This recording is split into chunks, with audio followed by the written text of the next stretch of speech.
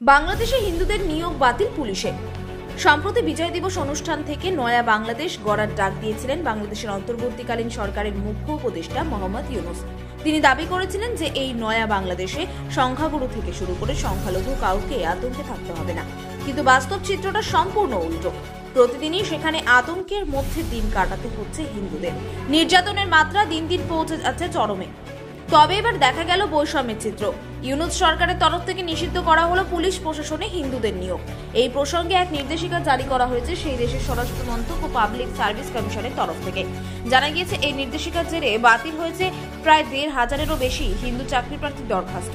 এখানেই শেষ নয়, প্রায় ১০০ হিন্দু অফিসারকে তাড়িয়ে পর্যন্ত দেওয়া হয়েছে চাকরি থেকে।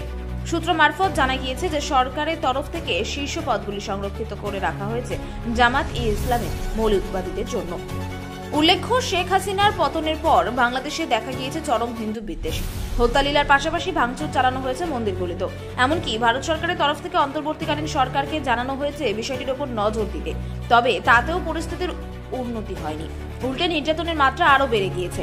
এবার দেখার বিষয় যে এই অধ্যায়ের শেষ কোথায়, কি হবে শেষ পর্যন্ত, তা বলবে সময়।